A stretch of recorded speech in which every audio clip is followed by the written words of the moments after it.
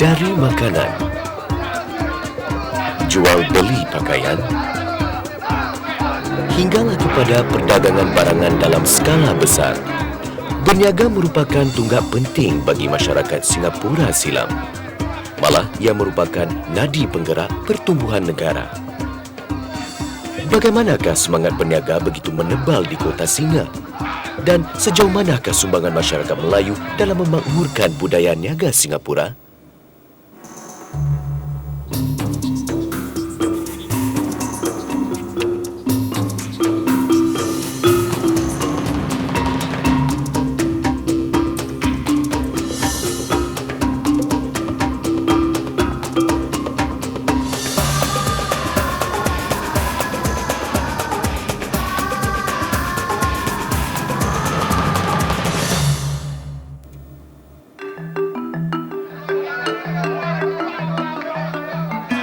Seawal beribu tahun lalu, Singapura merupakan tumpuan perdagangan serantau.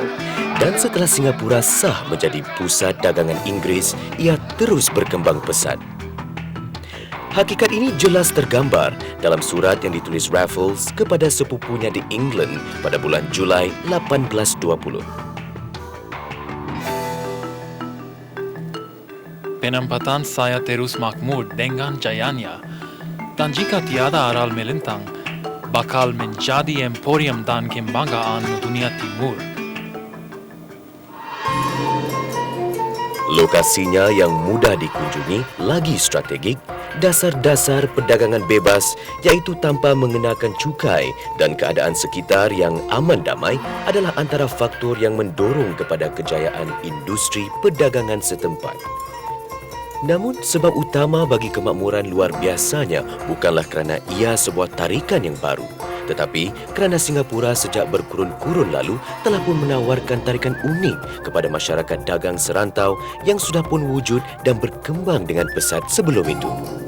Orang-orang sini memakai mata wang misalnya, tidak hanya tukar-menukar barang, tapi mereka sudah kenal wang, mereka sudah kenal berbagai jenis pekerjaan, jadi kemungkinan besar ada orang-orang yang punya keterampilan tertentu mereka dibayar. Ada juga yang membuat barang untuk diekspor seperti mata kail untuk pancing ikan. Ada banyak bukti bahawa orang Singapura berfungsi sebagai semacam perantara di antara pedagang asing yang datang dari China, dari India, Sri Lanka, malah dari Timur Tengah, dan orang-orang yang tinggal di seputarnya di selatan semenanjung Malaysia maupun di Riau. Justru, Singapura segera berjaya merampas tata kemakmuran perdagangan Riau yang pada ketika itu merupakan ibu pejabat kegiatan perdagangan Sumatera Selatan dan Bugis dan merupakan pusat penghasilan gambir kaum Cina.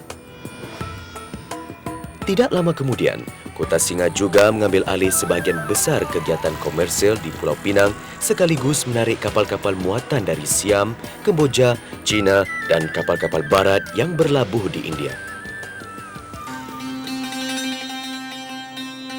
Kapal muatan China yang pertama dikatakan tiba di Singapura pada Februari 1821. Ketika itu, kegiatan import-ekspor dilaporkan berjumlah 8 juta dolar, satu jumlah yang amat besar. 5 juta hasil dagang dengan kapal-kapal dari Asia dan 3 juta dari kapal-kapal Eropah. Semua ini membuktikan bahawa para pedagang dari luar sudah pun menaruh kepercayaan tinggi kepada Singapura di saat masa depannya masih diragui kerajaan Inggeris ketika itu. Di tengah-tengah kesibukan kegiatan perdagangan ini, masyarakat Melayu tidak ketinggalan.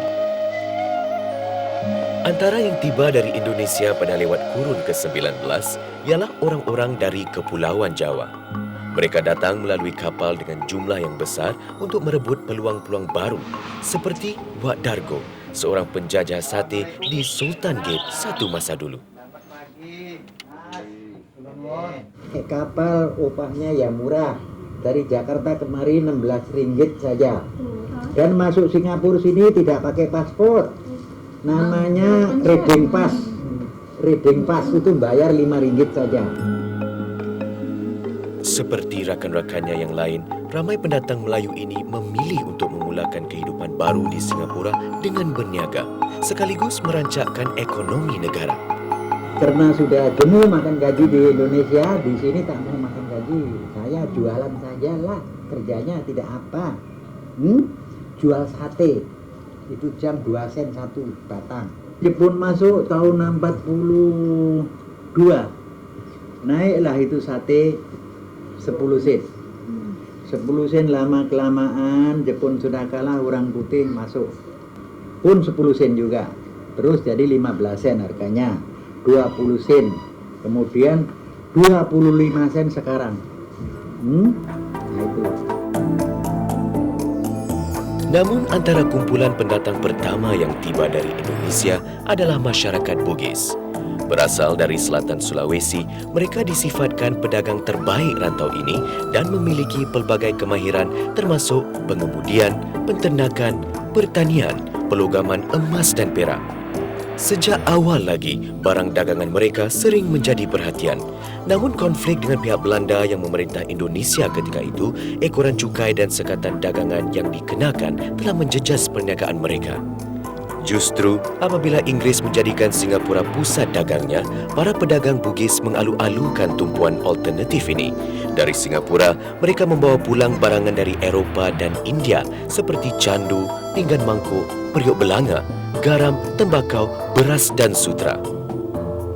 Ada pengamat berkata, jika tidak kerana pedagang Bugis, penduduk di kawasan pendalaman Kepulauan Melayu mungkin tidak akan merasa barangan Eropah kerana pedagang Barat jarang mengunjungi tempat-tempat ini.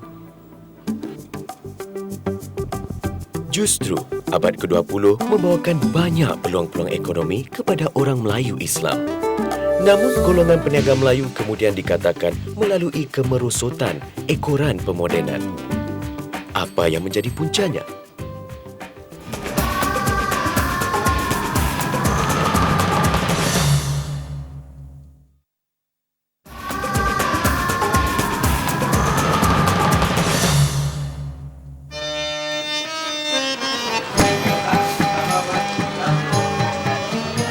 Pada awal kurun ke-20, jenis perniagaan yang diceburi orang Melayu adalah bidang-bidang yang memenuhi keperluan masyarakat Melayu. Justru, ramai peniaga Melayu bergiat di tempat-tempat tumpuan masyarakat Melayu ketika itu seperti di kawasan Kampung Klam ini.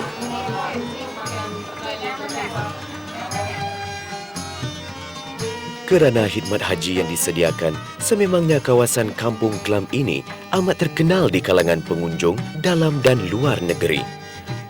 Oleh itu, barang-barang keperluan untuk menunaikan rukun Islam kelima terdapat di sana. Juga barangan lain yang diperlukan sepanjang pelayaran para jemaah seperti makanan, peralatan sembahyang seperti sejadah, telekung, songkok dan pakaian banyak dijual. Alas kaki seperti capal buatan tangan turut mendapat permintaan. Ia mendorong berkembangnya kemahiran membuat capal di sini. Orang dulu Melayu sini banyak pakai capal, songkok, berlawanan lah. Masa saya terus pindah ke dekat nombor 24 Pasua Street dengan abang ipar saya. Abang ipar saya lah tu dapat saya bekerja sama abang ipar saya, tolong menolong. Abang ipar saya memang ahli tukang capal, Taib bin Rais. Bagi ramai pendatang dari Kepulauan Melayu, perniagaan makanan menjadi pilihan semula jadi. Contohnya, Hajar Rosmah binti Mailu. Berasal dari Seremban, Malaysia, Hajar Rosmah meninggalkan kampung halamannya ketika berusia 10 tahun mengikut ibunya ke Kota Pariaman, Sumatera. Dia telah dibesarkan di sana sebelum berhijrah ke Singapura pada awal tahun 40-an. Demi menyara kehidupan keluarga dengan kemahirannya memasak, beliau dan suaminya memutuskan untuk membuka warung nasi Padang. Warung pertama mereka merupakan sebuah gerai kecil sebahagian daripada kedai kopi kepunyaan Tauke Cina di pinggir Bussorah Street. Kata anaknya, memang Kak Ida dibesarkan daerah sini, tapi waktu tinggalnya di Kampung Selon lah, tapi berniaga di kawasan Arab Street lah, especially di Kandar Street, and then banyak bermain di Bussorah Street lah. Waktu zaman-zaman kecil-kecil ni ikut mak berniaga, jadi kawasan ni dah jadi kawasan kita lah. Seperti perniagaan lain di kawasan Kampung Kaji, perniagaan nasi padang mereka terus makmur, khususnya pada musim haji. Bukan saja yang datang dia tau, datang pun keluarga-keluarga dia yang ikut hantar. Jadi bermakna yang pergi haji cuma 2 orang lelaki bini, yang hantar dekat 1 lori juga tu yang saya tahu. Jadi berapa banyak jamaah yang ada tu, maksud saya yang hantar tu satu bas tu semua belanja lah. Yang ada yang berbelanja tu bukan untuk pergi haji, diorang nak bawa balik negeri diorang lah. Yang datang dari Malaysia tu, dari Muar, dari Batu Pahat, dari Kota Tinggi, tu semua naik pergi haji pun dari sini juga. Pasal diorang nak pergi Port Klang terlalu jauh kan. Jadi bisnes tu pesat daripada orang-orang haji ni lah, yang mana diorang dari segi pemakanan, pakaian pun alhamdulillah. Berkat potensi besar ini, perniagaan keluarga Cik Zulbaidah berkembang. Dari warung di tepi jalan yang pada satu ketika pernah musnah dilanggar bas, ia akhirnya berpindah ke kawasan lebih besar di Bosra Street pada tahun 1986. Hari ini, Cik Zulbaidah, suami dan abangnya membuka rumah makan Minang. Beberapa adik-beradiknya juga mewarisi perniagaan nasi padang ibunya di kawasan Kampung Glam. Namun, walaupun para peniaga Melayu Islam mekar, penyertaan mereka dilaporkan masih terhad kepada bidang-bidang tradisional seperti catering, ubah elok dan urusan pelancongan. Dalam tahun-tahun 80-an dan 90-an, melihat rendahnya keadaan ekonomi masyarakat Melayu dan kurangnya sumbangan peniaga Melayu dalam ekonomi negara, muncul usul strategi untuk membangunkan sebuah masyarakat dengan semangat keusahawanan. Ini supaya masyarakat Melayu lebih bersedia untuk mengharungi cabaran ekonomi baru. Maka lahirlah Kongres Ekonomi Masyarakat Melayu Islam Singapura (KEMAS) yang mengusulkan pembentukan Dana Masyarakat Islam atau Dinamis. Namun, projek ini tidak dilancarkan. Kemudian, amanah saham mendaki. Ini diikuti dengan beberapa inisiatif kewangan oleh badan-badan lain seperti Angkatan Karyawan Islam, Pergas dan SKGMS. Namun, usaha utama ialah untuk mengubah minda masyarakat agar berani untuk mengambil risiko dengan menyertai bidang-bidang bukan tradisional dalam perniagaan dan tajam menghidu peluang-peluang baru. Inilah yang dilakukan para pengasas Scan Power, syarikat pembekal generator dan alat penjana elektrik antarabangsa. Lahir lebih 10 tahun lalu, dari mula pasaran global menjadi sasarannya. Misalnya, syarikat ini membeli kabel dari Malaysia dan peralatan dari Denmark, England, Belanda dan Sweden dan membuat pemasangan di Singapura sebelum mengekspor ke Maldives. Strategi ini ternyata berbaloi. Dari $1.3 juta sedekat lalu, hasil penjualan mencecah lebih $6 juta tahun lalu. Namun bagi salah seorang pengasasnya, Encik Mustafa Jaafar, kejayaan ini dikecapi setelah melalui banyak jerih payah. Saya bermula perniagaan sendiri sama adik saya sendiri, iaitu kita membuka 2 buah kedai makan yang terletak di Marina South. Karena saya sendiri seorang tukang masak dari hotel, tapi apa yang saya alami selama 2 tahun, perniagaan saya dari segi makanan tidak menjadi. Jadi sampai bila kita akan mendapat keselesaan, bukan untuk mencari kekayaan, mencari keselesaan sama keluarga dan anak saya.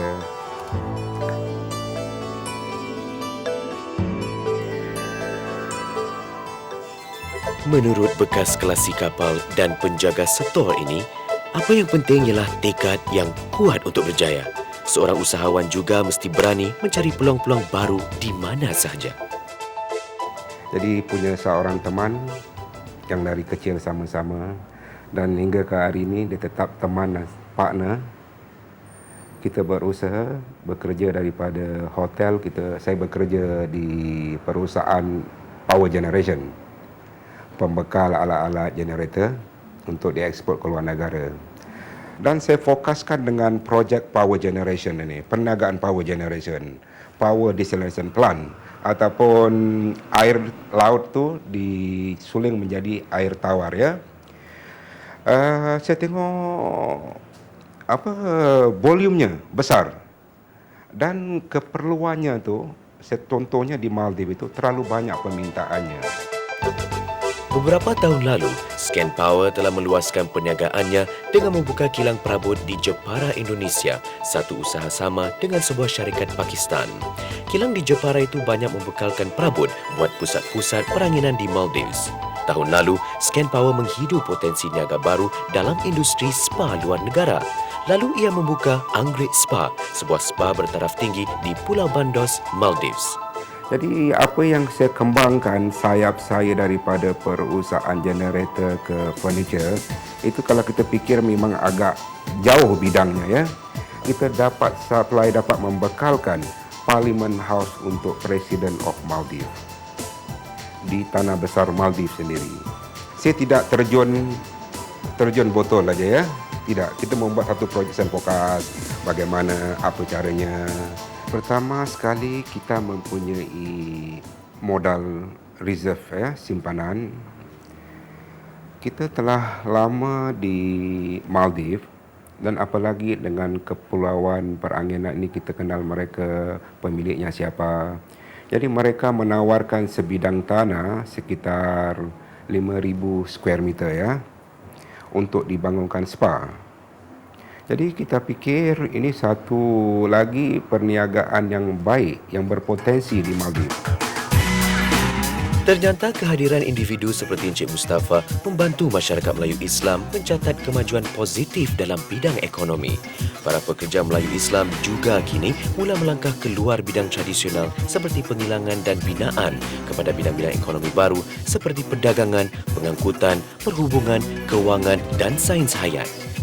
Namun jika dibandingkan dengan kaum-kaum lain, jurang pendapatan orang Melayu Islam masih besar. Dengan kemunculan semakin ramai usahawan Melayu Islam akhir-akhir ini, dapatkah visi membentuk masyarakat dengan semangat keusahawanan dilahirkan? Dan dengan dunia dilanda revolusi teknologi maklumat dan otomasi, apakah bidang-bidang baru yang harus diterobosi demi menjamin penakatan masyarakat?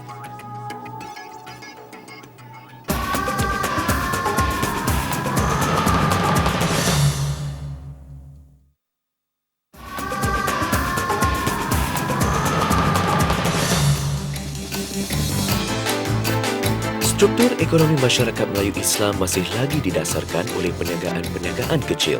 Hanya sedikit yang mampu berkembang menjadi perusahaan sederhana. Dan jumlah yang berpotensi disenaraikan di bursa saham tempatan boleh dikira dengan jari. Sungguh pun begitu, sepanjang dekad lalu, perangkaan menunjukkan masyarakat Melayu Islam telah mencatat kemajuan dalam bidang ekonomi. Biarpun bidang-bidang tradisional terus menjadi tumpuan, hari ini peniaga Melayu semakin berani menyertai bidang-bidang baru dengan potensi yang lebih cerah. Ini termasuklah spa, khidmat hartanah, perubatan dan kejuruteraan jitu. Semakin ramai juga yang menceburi bidang teknologi maklumat. Ini termasuklah Nadir Abdul Rahman. Berusia 29 tahun, Nadir ialah pengasas dan pemilik bersama Star Fusion, sebuah firma IT. Dibentuk pada tahun 2003 bersama seorang rakan niaga, firma ini menawarkan khidmat perunding cara dan pelaksanaan huraian bagi masalah rangkaian IT. Saya bermula dengan memberi kertas sebagai macam advertisement untuk membuat IT services. Saya bermula pergi rumah majiran di Serangoon and of Avenue 4, pergi rumah ke rumah, kasih brosur satu ke satu, harapkan untuk orang telefon kalau ada masalah-masalah IT. Saya bermula daripada gitu.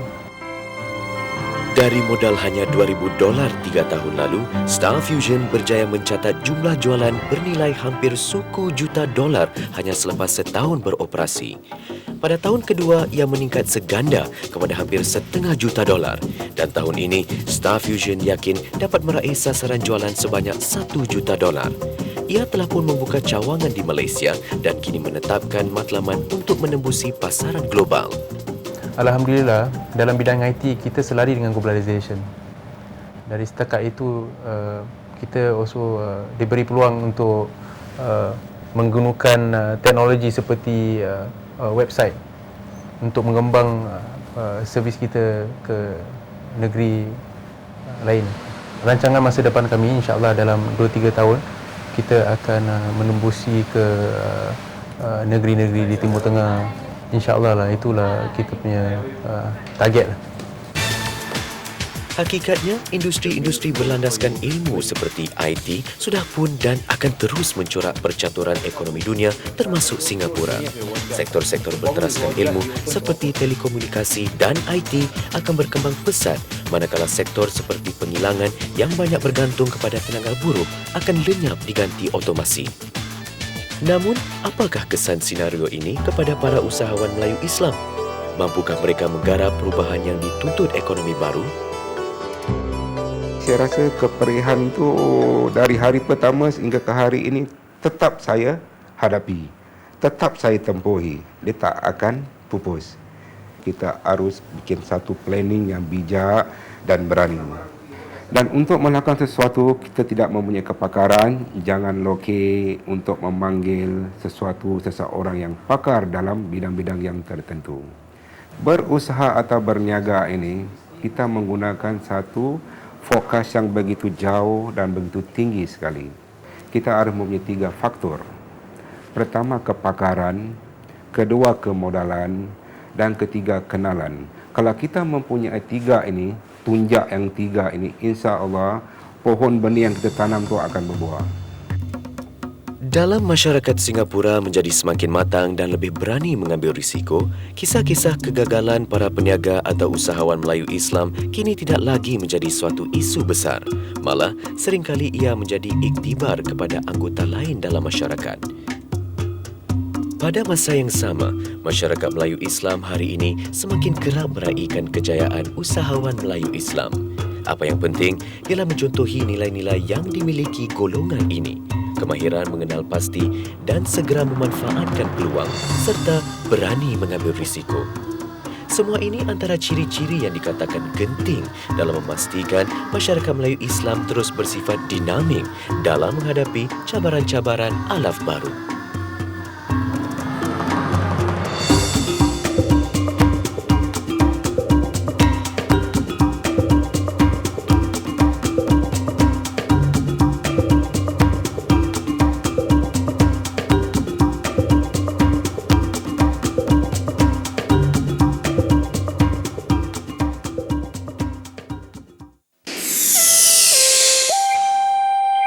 Sebuah terbitan Mediacorp News untuk Suria.